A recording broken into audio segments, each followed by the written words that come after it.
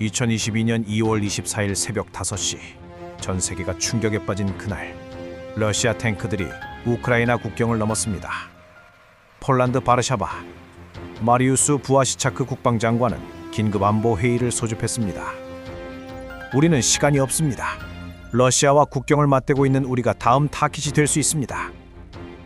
회의실 스크린에는 무너지는 우크라이나의 영상, 키이우로 진격하는 러시아군 기갑부대, 폴란드 장상들의 얼굴이 창백해졌습니다. 카카, 우리 군의 주력 전차는 소련제 T-72입니다. 러시아 전차를 막을 수 없습니다.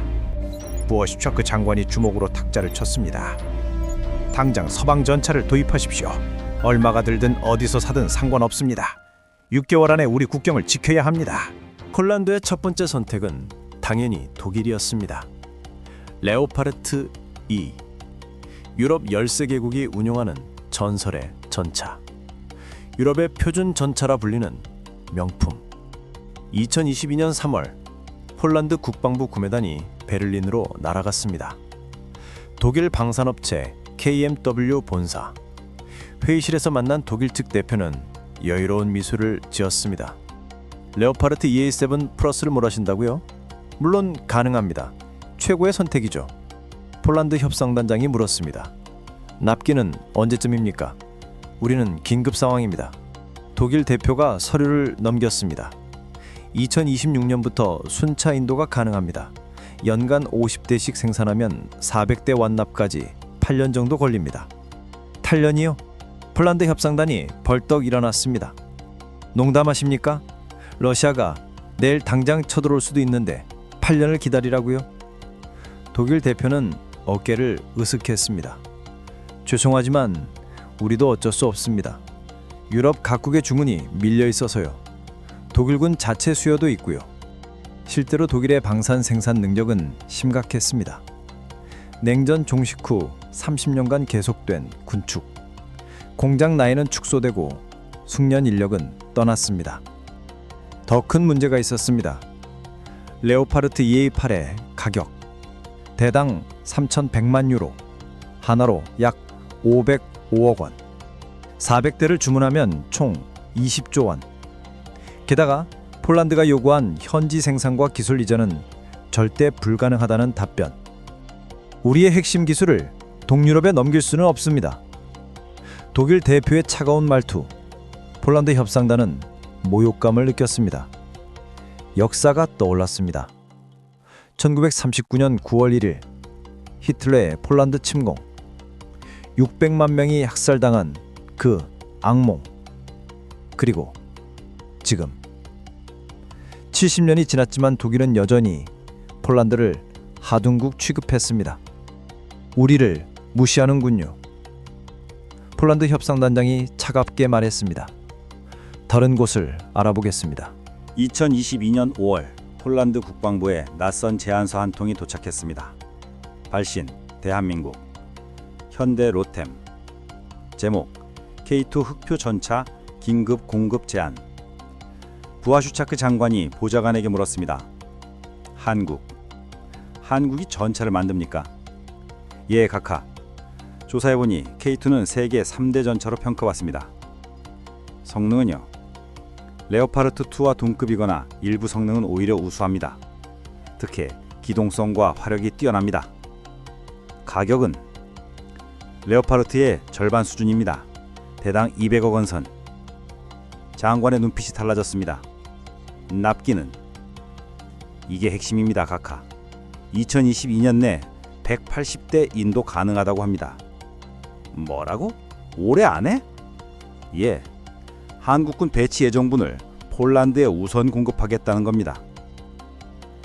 장관이 책상을 탁 쳤습니다. 당장 협상단을 한국으로 보내시오.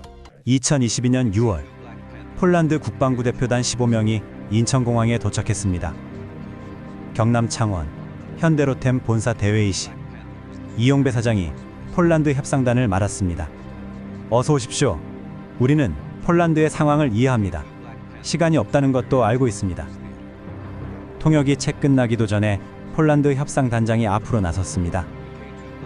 대한민국이 정말 올해 한 해 180대를 납품할 수 있습니까? 이사장이 단호하게 답했습니다. 가능합니다. 이미 우리 군에 납품할 28대는 다음 주부터 출고 가능합니다. 나머지 152대는 생산 라인을 재가동하면 11월까지 완납하겠습니다. 어떻게 그게 가능합니까? 우리는 연간 100대 이상 생산 능력을 갖췄습니다. 현재 가동률을 올리면 충분히 가능합니다.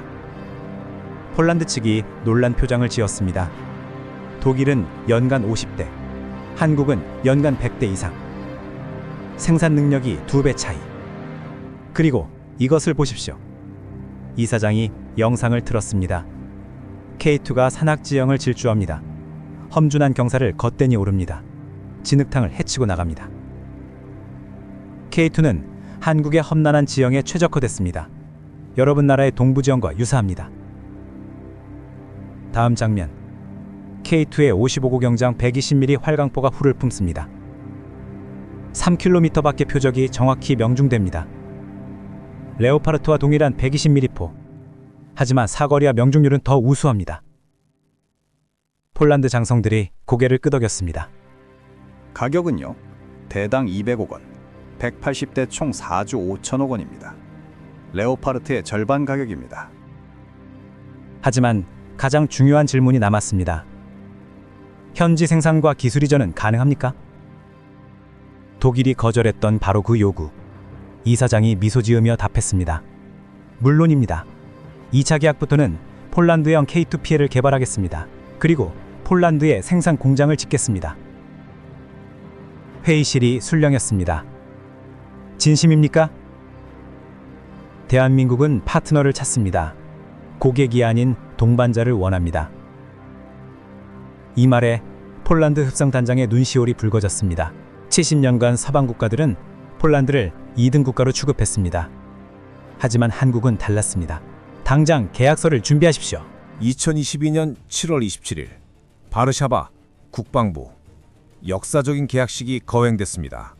K2 전차 1000대, K9 자주포 670문, 천무 다연장 로켓 290문, FA-50 전투기 48대, 총 계약 규모 30조 원. 유럽 언론들이 발칵 뒤집혔습니다. BBC, 폴란드, 독일 대신 한국 무기 대량 구매, 르몽드, 유럽 방산 시장에 한국 돌풍, 슈피겔, 독일 방산, 폴란드 시장 상실. 가장 충격받은 건 독일이었습니다. 베를린 KMW 본사, 긴급 이사회가 소집됐습니다. 20조 원짜리 계약을 날렸습니다. 어떻게 된 겁니까? 한국이 우리를 이겼다고요? 현대로템이 3개월 만에 28대를 인도했습니다.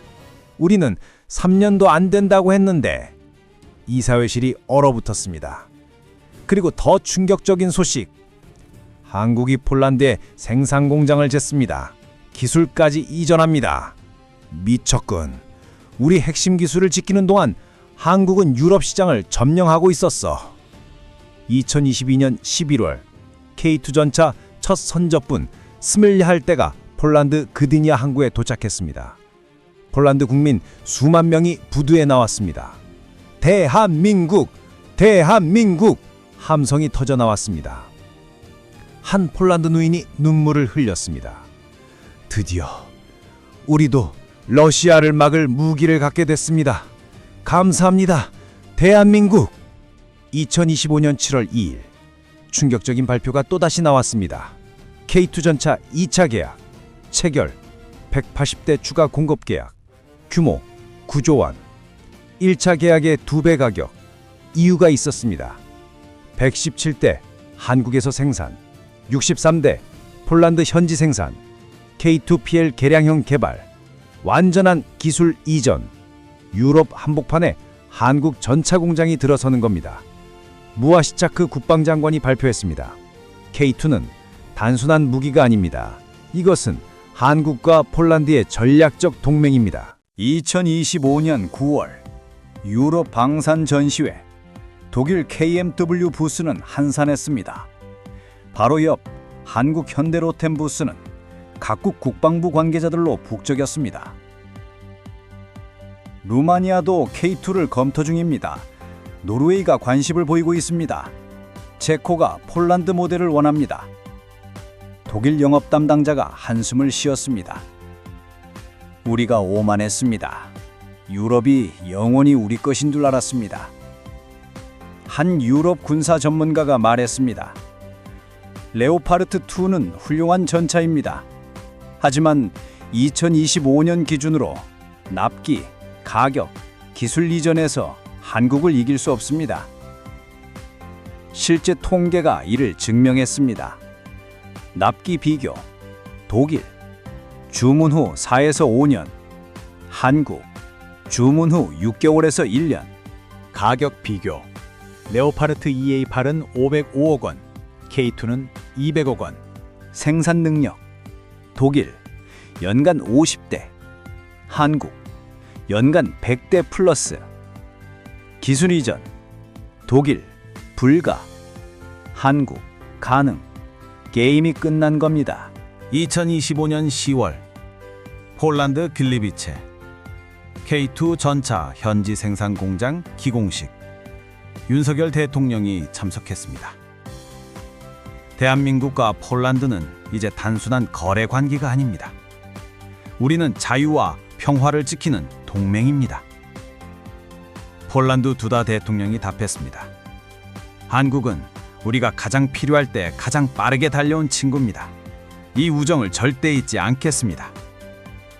그리고 2025년 11월 놀라운 소식이 전해졌습니다. 루마냐 K2 도입 검토, 체코 K2 100대 관심, 노르웨이 K9 자주포 계약 추진. 한국 방산이 유럽을 정복하고 있었습니다. 독일 슈피겔지 헤드라인. 한국이 유럽 방산의 새로운 강자로 떠올랐다. 폴란드가 독일을 버린 건 단순히 가격과 납기 때문이 아니었습니다. 존중, 신뢰, 동반자 정신. 한국은 폴란드를 고객이 아닌 파트너로 대했습니다. 기술을 숨기지 않고 나눴습니다. 이익만 생각하지 않고 우정을 쌓았습니다. 그 결과 계약 총액 40조 원, 유럽 한복판에 한국 무기 생산기지, 나토의 새로운 전략 파트너. 대한민국 K방산의 신화는 이제 시작입니다.